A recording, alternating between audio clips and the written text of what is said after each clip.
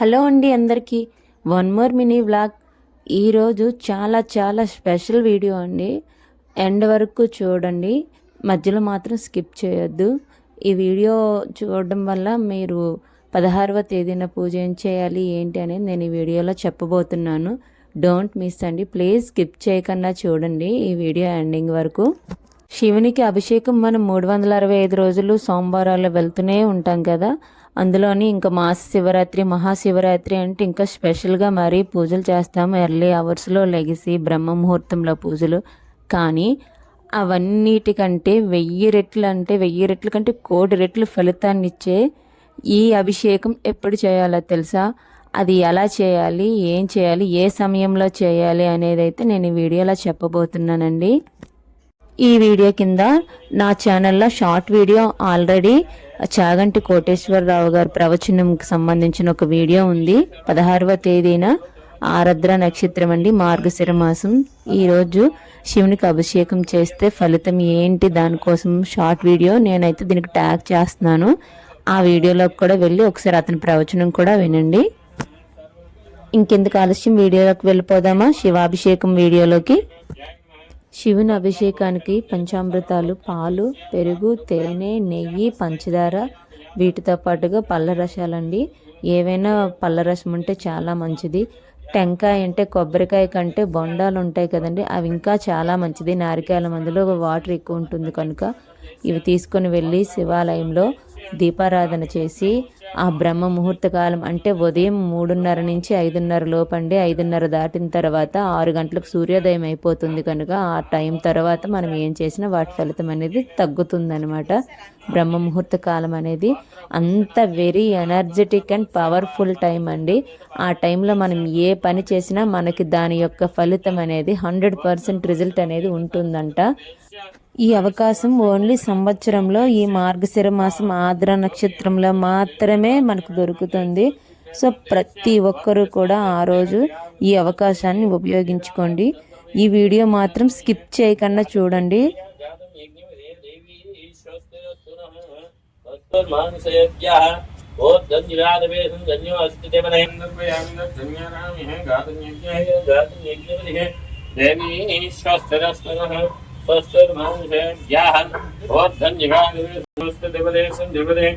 ఓం శాంతి శాంతి శాంతి.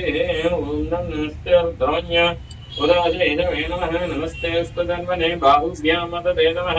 యాదయేతు శివతమః శివం బహువదేదను శివాదనవ్యాయ తవదయానో రుద్రమునియాయ రుద్రశివాతనరఘ్వరవామగర్ని తయానస్సనం శాంతిమిహిం గిరిశయదానామయ త్రయంబగాయ త్రిపురాన్నగాయ త్రికాయ నీలకంఠాయ ముచ్చంజయాయ సర్వేశ్వరాయ త్రయంబగాయ త్రిపురాంధగాయ త్రికాయ నీలకంఠాయ ముచ్చంజయాయ సర్వేశ్వరాయ సదాశివాయ శ్రీమన్మహదేవేశ్వరాయ మహాదేవాయ త్రయంబగాయ త్రిపురాంధగాయ త్రికాయ నీలకంఠాయ ముచ్చంజయాయ సర్వేశ్వరాయ సదాశివాయ శ్రీమన్మహత్రయంబగాయ త్రిపురాంధగాయ త్రికాయ నీలకంఠాయ ముచ్చంజయాయ మహాదేవాయ త్రయంబగాయ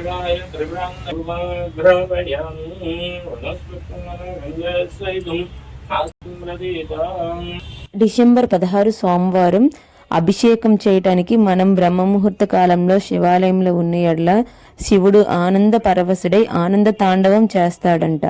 so ఆ రోజు అంత పవిత్రమైన రోజండి. మళ్ళీ చెప్తున్నాను, డిసెంబర్ 16 సోమవారం రోజునండి. ఆద్ర నక్షత్రం శివునికి అభిషేకానికి అత్యంత ప్రీతికరమైన రోజండి. డిసెంబర్ 16వ తేదీ సోమవారం అండి. ఆర్ద్ర నక్షత్రం, మార్గశిర మాసం. చాలా స్పెషల్ డే అండి. సంవత్సరంలో ఒక్కరోజు మాత్రమే మనకి అవకాశం ఉంటుంది. ప్రతి ఒక్కరూ కూడా ఆ రోజు శివాలయంకి వెళ్ళి అభిషేకం చేయించుకోండి. అభిషేకం కుదిరిన వాళ్ళు అట్లీస్ట్ దర్శనం చేసుకున్న అంత ఫలితం ఉంటుందంట.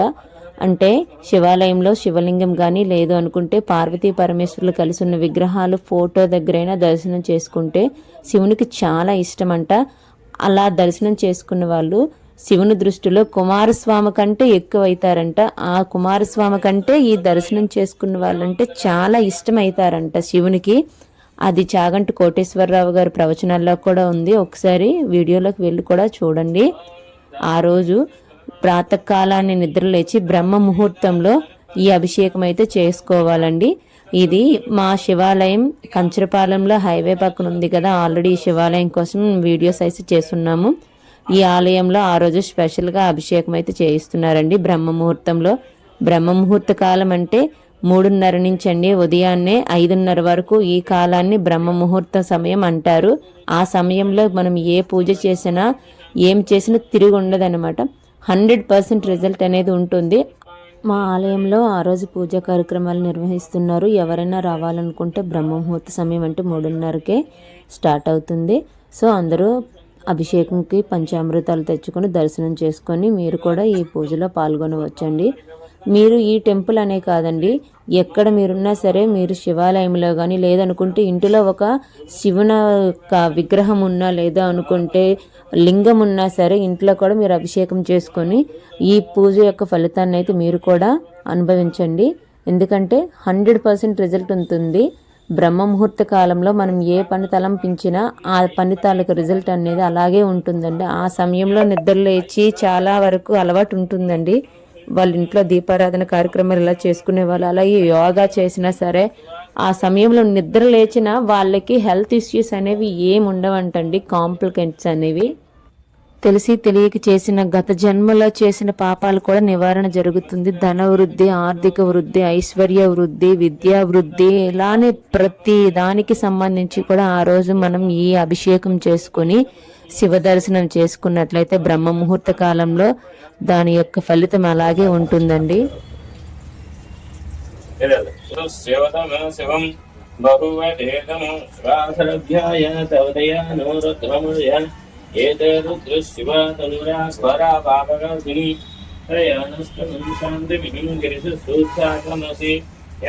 మార్గశిర మాసం ఆరుద్ర నక్షత్రం రోజున శివుడు స్తంభ రూపమును ధరించి ఉంటాడంట ఇప్పటి నుంచి.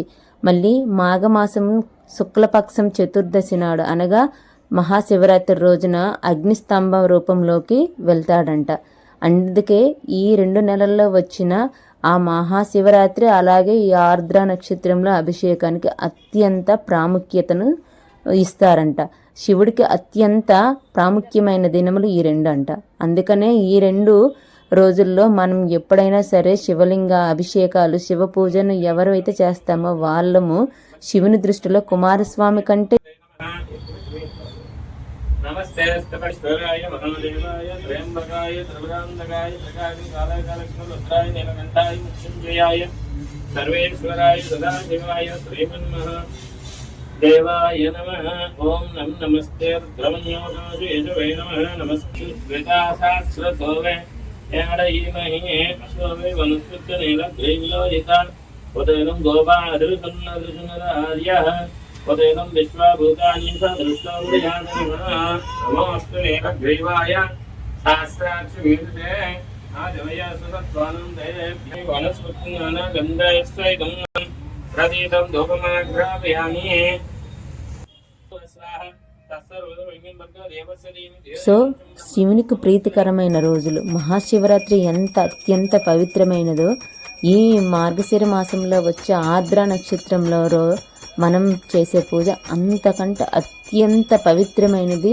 1000 రెట్లు మనకి ఎక్కువ ఫలితాన్ని ఇస్తుంది. అందరూ మర్చిపోకండి. డిసెంబర్ 16 ఆర్ద్ర నక్షత్రం మార్గశిర మాసంలో శివునికి అభిషేకానికి అత్యంత పవిత్రమైన రోజు. నా ఛానల్లో ఎలాంటి డివోషనల్ వీడియోస్ మరిన్ని ఉన్నాయి. నా ఛానల్ని వాచ్ చేయగలరు. నా ఛానల్ని మీరు మొదటిసారి చూసినట్లయితే నా వీడియో ఎలా ఉందో కామెంట్ చేయండి. అలాగే వీడియో నచ్చినట్లయితే, వీడియోలో మీకు ఇన్ఫర్మేషన్ బాగా ఉంది అనుకుంటే లైక్ చేయండి. ఫస్ట్ టైం చూసిన వాళ్ళు ఎవరైనా నా ఛానల్ని సబ్స్క్రైబ్ చేసుకొని నాకు సపోర్ట్ చేయండి ఫ్రెండ్స్.